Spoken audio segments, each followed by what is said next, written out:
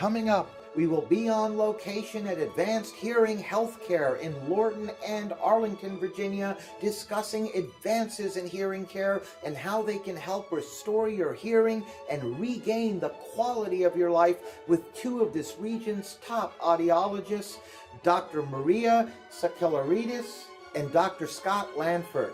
Dr. Maria received her doctorate degree in audiology from the University of Florida, and Dr. Scott received his doctorate in audiology from the University of North Texas, and they are both widely regarded as some of this area's leading audiologists. Welcome, Dr. Maria. It's a pleasure having you on our program. Thank you.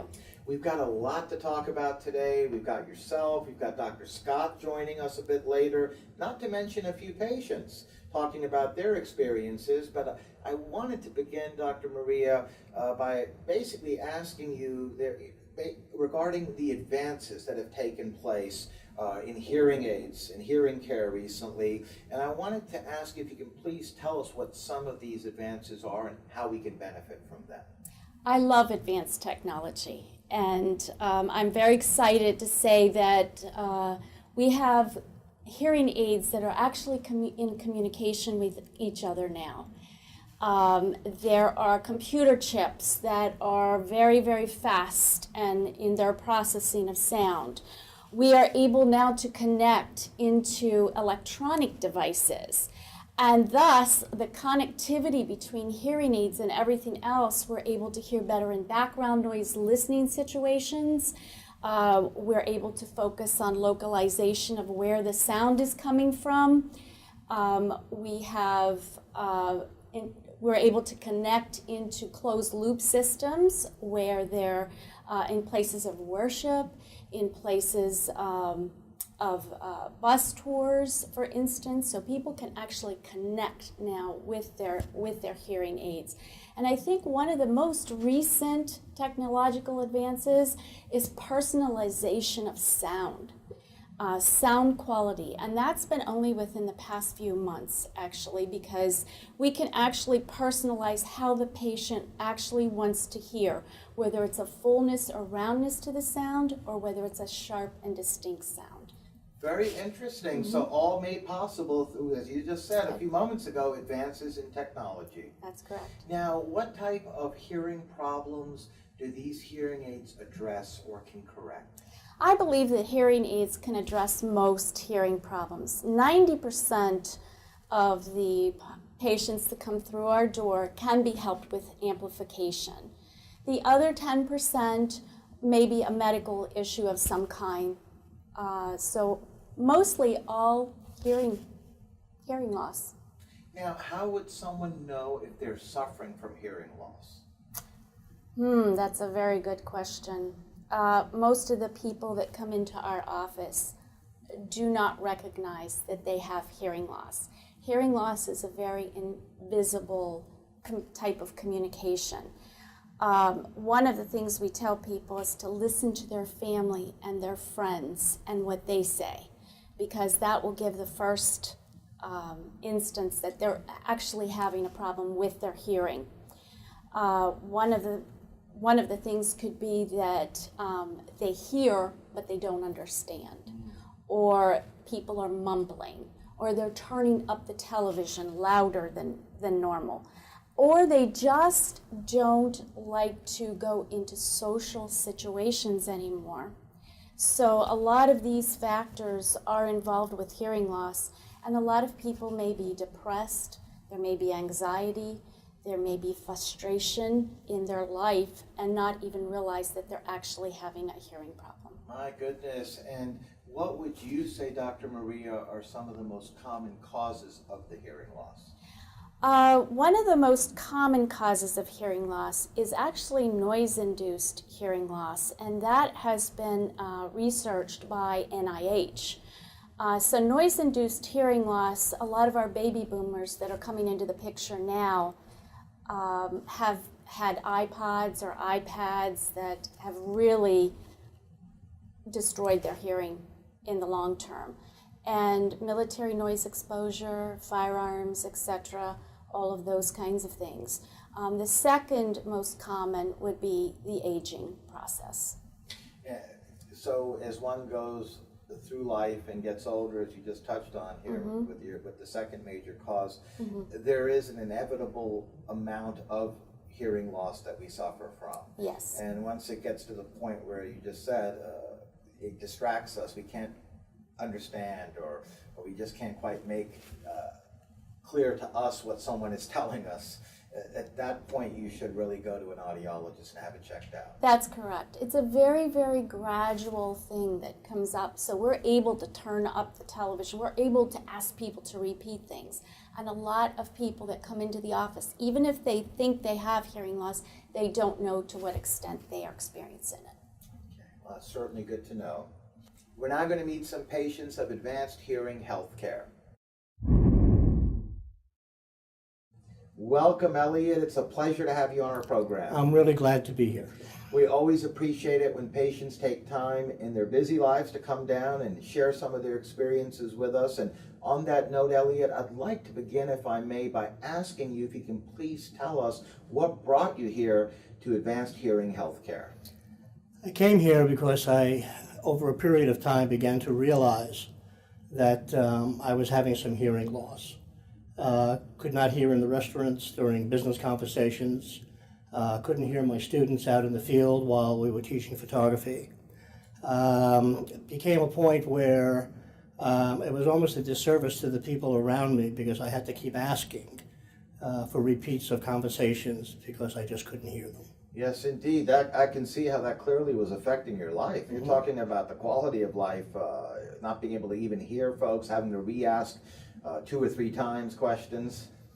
Yeah, it was a big problem, and you hit the key. It's a quality of life factor. Being able to hear the sounds around you and hear what people are saying and not missing anything is just incredible. You don't realize until you get your hearing checked that you may possibly have a problem. So you had experienced this over a period of time where you started realizing that you were suffering from hearing loss. Oh, absolutely. At first, and I was younger, I just put it off to the restaurant or the place where I was being too noisy, and that everybody was probably having the same problem. Yeah. But the truth was they weren't having the same problem. So then what happened when you came here to Advanced Hearing Healthcare? What took place? When I came here, I explained my situation. They gave me the hearing exam, and it definitely showed that I was hearing impaired, and they recommended hearing aids for me, and I immediately said yes, because again the quality of life factor was very, very important to me, and they fitted me for the hearing aids, and here I am.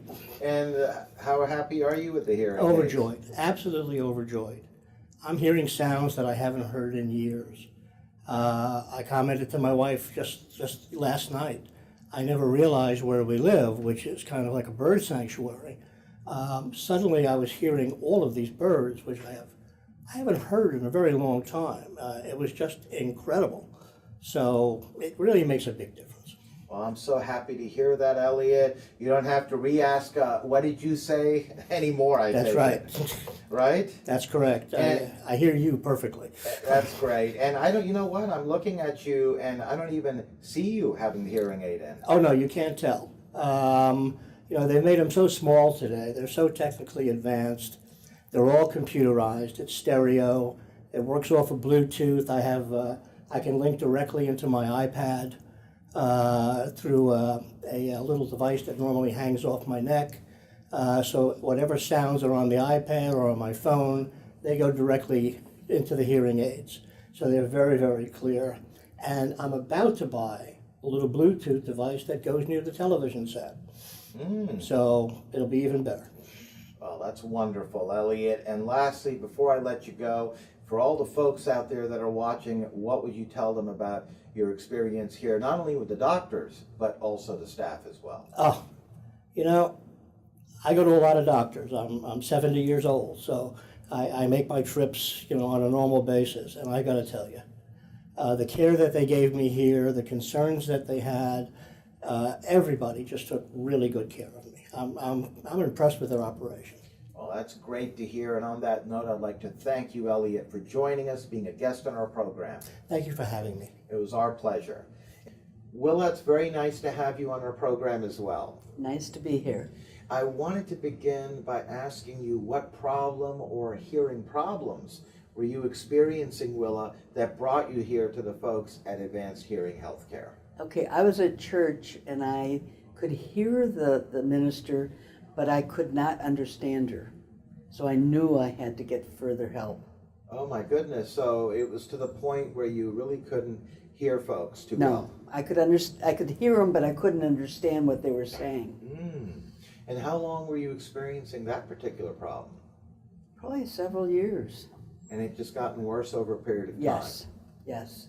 So then you realized you had to do something. Right. And at that point, what brought you here to Dr. Maria, Dr. Scott, and the folks at Advanced Hearing Healthcare? First I had gone to 4 different audiologists, and their testing was so fast that I didn't feel comfortable with what the results were. And a friend said that she goes to Dr. Maria, and Dr. Maria was terrific. So I figured, okay, I'll come here. And within 5 minutes, I knew I wasn't going to go anywhere else. That's very interesting. Her testing is much more thorough than the other 4 audiologists. So, in other words, from what you just told us here, you had gone to 4 previous Mhm. audiologists. Yes. They were very quick in their testing. Yes. You just didn't feel comfortable with what they were talking about and No. what they were looking to have done to correct this problem. Correct. And you came off a referral to Dr. Maria. Yes. And within 5 minutes, you just felt that this was the right doctor for you. Yes, there was no question in my mind that, and it was so much further. I thought, my gosh, I'm going all this distance, but within 5 minutes I figured, I don't care about the distance. Yes, there's no distance to getting your hearing. Right, When right. you really think about it, right? What makes her so unique is that you don't just see her once. You see her until she feels, and I feel, that the hearing aids are the best they can be. And that's what's different about most people. Because I have a friend, they very seldom see him more than once or twice. They basically get you fitted and send you Yes, on your way yes. and don't really follow up to see if making sure that that is the right match and you're able to hear. But here, it's different. Oh, she's terrific. Absolutely terrific. So, oh yeah. So then, can you please tell us, did you, a little bit about the hearing aid itself? Is it very small, you can't really see it, things along those lines? Well, the one I had before was like that, but it got to the point where it maxed out. Okay. And because I have long hair, I was a little bit concerned about this one. And this is relatively new. I've only had them about 2 or 3 weeks. Okay. But you keep coming back to her until she gets it the way it needs to be. Yes. And that's what makes her unique. Well, that's great to hear. And lastly, before I let you go, for the folks out there watching, what would you tell them about the staff here as well? Oh, they're terrific. You know, you call to make an appointment and then, you know, I like coffee at the end because I'm a little bit nervous when I come in, not knowing what's going to be happening. And having coffee at the end just calms you down. And yeah, they're very friendly, very nice. Well, that's great to hear. And again, we appreciate it, Willa, for you coming and joining us and being a guest and updating us about your experiences. Okay, thank you. Thank you. Charlene, it's a pleasure to have you on the program. Thank you. I wanted to begin by asking you the exact same question that I just asked Willa and prior to her, Elliot, and that is, what problem or problems were you experiencing, Charlene, that brought you here to the folks? I had a pair of hearing aids that I could not wear because they hurt. So I could have them in my ear for maybe an hour and that was it.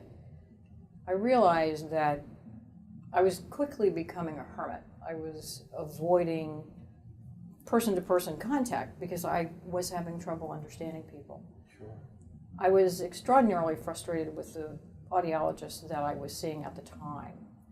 So much so that I called the hearing aid manufacturer. And I said, who else can I go to? And they said, well, we don't really recommend, but you know, we have a list of people on our website.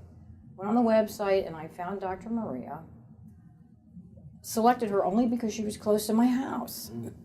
And I went over, I explained my problem, and it was comical because I sat down in a chair in front of her office. She got up from behind her desk and she walked around and she looked in my ear and she said, "Well, of course they hurt. They don't fit right. You have the wrong receiver length." I was like a deer in headlights. You know? My goodness.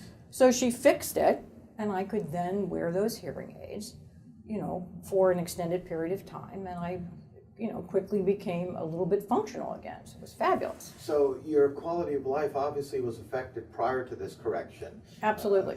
I'm sure it was affecting you as far as listening to folks, hearing them, maybe having to re-ask the question like Elliot mentioned earlier. All the time.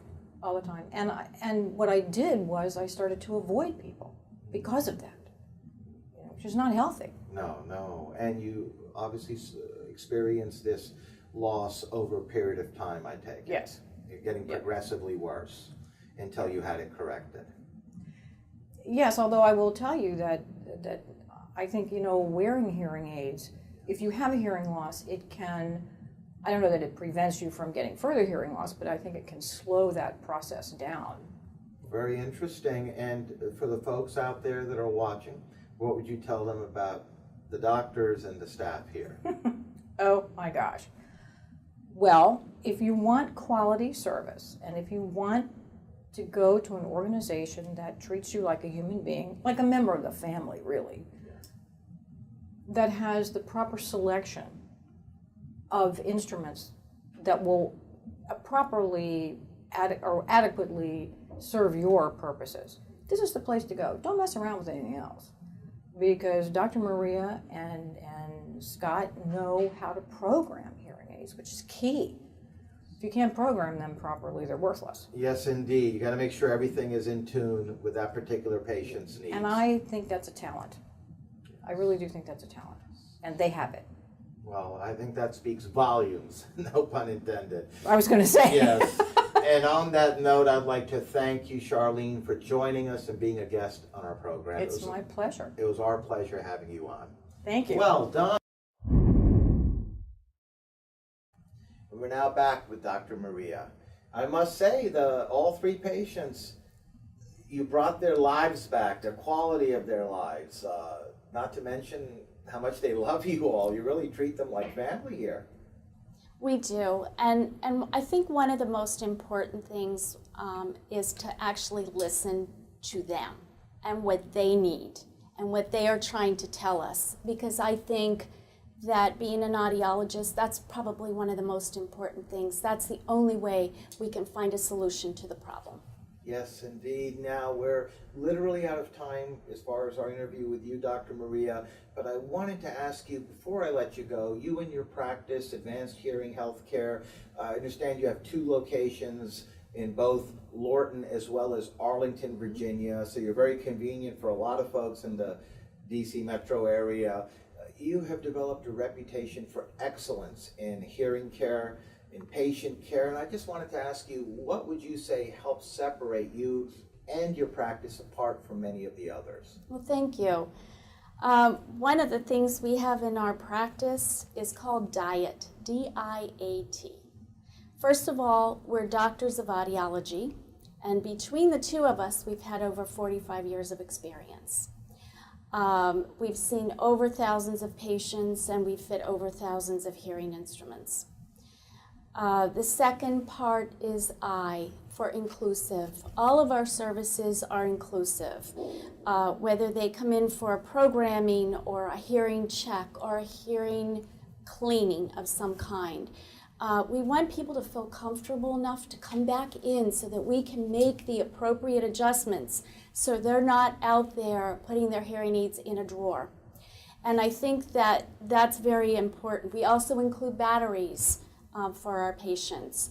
Our staff is very accommodating.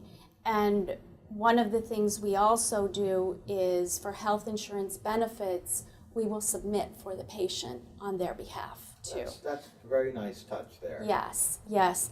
And the last thing, and a very important thing, is that we have advanced technology.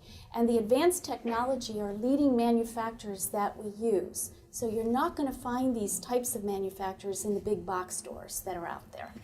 And you're going to have that quality of good hearing. We have an armamentarium of many different types of hearing instruments, and we're able to select what's best for the patient.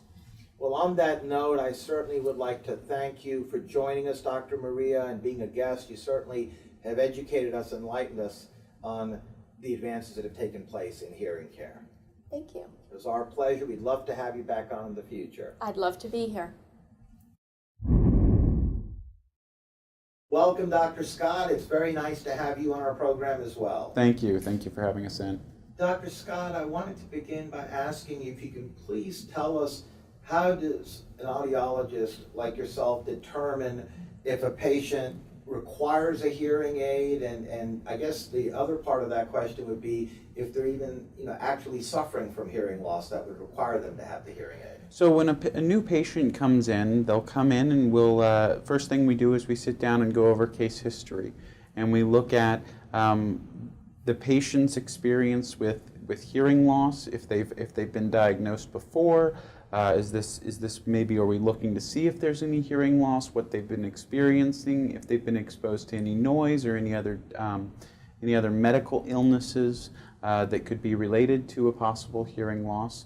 After that, we do what's called an audiogram. An audiogram is a test to see what you're hearing across the different frequency ranges, okay?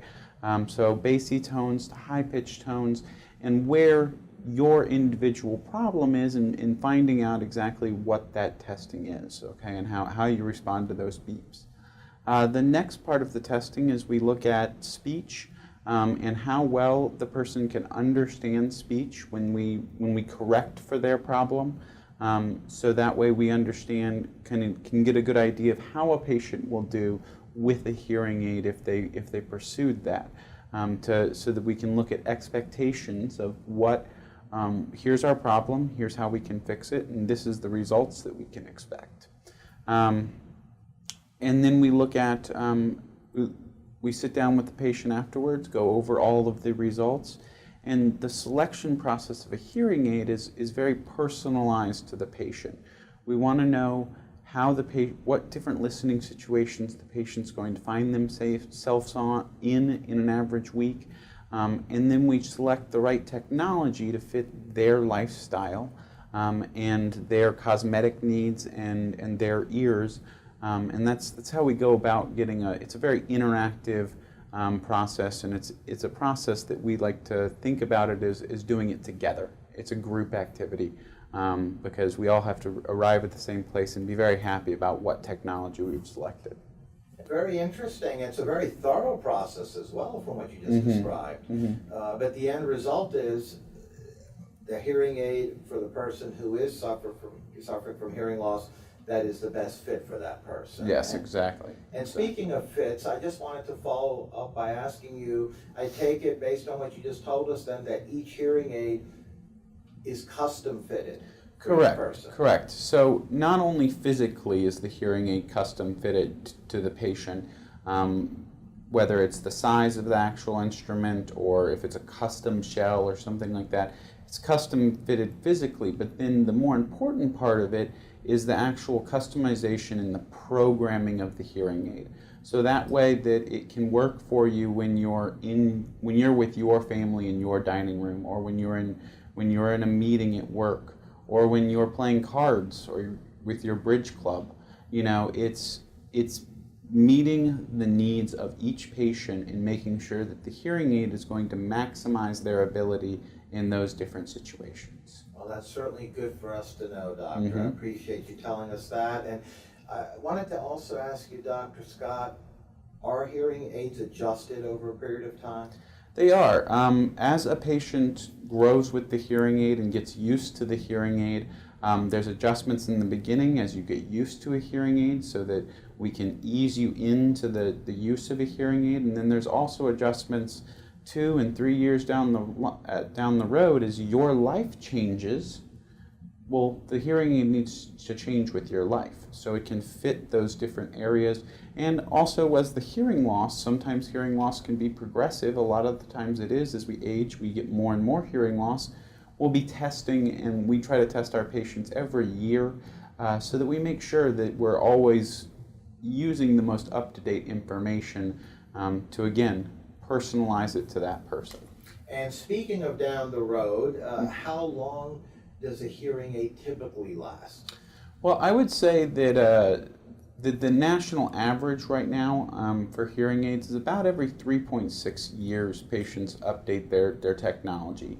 It's usually not because the hearing aid is broken or not working. It's that technology is moving forward so quickly that the patients don't want to be left behind. They want to be able to maximize their ability, and more and more, or every single time with all of our patients, when patients get that taste of being able to hear again and realize that it doesn't have to be so difficult to hear, that it can be natural and easy like it was before, they just want to do better and better and better. And the technological advances that come along usually help people to do even better and even better and even better. So when they come in 4, 3, 4, 5 years later after purchasing their first or getting their first set, we'll always like to show patients what's available. We're not a pressured sales type of place. We're not going to be pressured into, oh, you have to upgrade every 5 years. It's about showing patients what's out there so that they have the choice of upgrading if they want to. Yes, indeed, and I think that's the right approach, certainly, to take based on the patient's needs over a period of time.